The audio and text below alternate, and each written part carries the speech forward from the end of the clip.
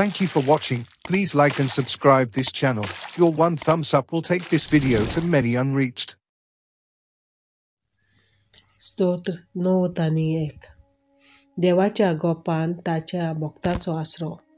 जो मनीस भोव व्हडट्या देवाक शेरोणा येता आनी सोर पदवेदाराचे सावळेक बिराड घेता, तो सर्वेस्पराक म्हणटा, तूं म्हजो आसरो, म्हजो किल्लो, म्हजो देव. तुजेर विस्वास दवरता.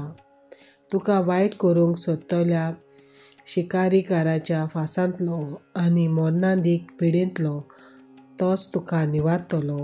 आपल्या पाकोट्यांनी तो तुका लिपयतलो. ताच्या पाकां खाल तुका आसरो मेळटलो. रातचे दास्तेचो वो दिसाचो सोडलोल्या बाणाचो तुका कसलोच भंय आसचो ना.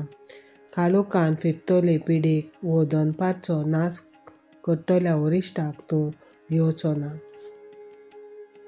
तुजे कुशीक 1000 जावन मरून पडूं, तुजे उजव्याक 10,000 शेवटून वचूं, तुजे सोयशीं कसलेंच वायट पावचें ना.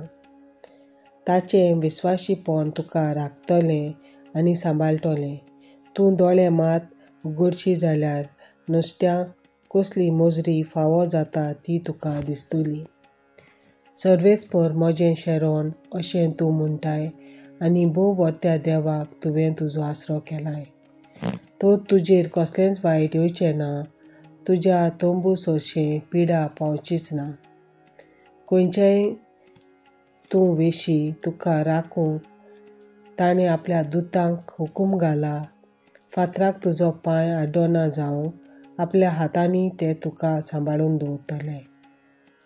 सर्पांचेर आनी फुरश्यांचेर तूं चलतलोय, शिवांक आनी नागाक तूं मोस्तितलोय. तो मोगान म्हाका चिटकून रावता देखून हांव ताका निवारतलों. म्हजें नांव तो वळखता देखून हांव ताका राखतलों. तो म्हाका उलो मारता तेन्ना हांव जाप दितलों. आकांतांत हांव ताचे सांगाता आसतलों. हांव ताका वाटायतलों आनी व्हड करतलों. लांब आंक दिवन ताका धादोशी करतलों. म्हजें तारण पळोवंक ताका फावो करतलों.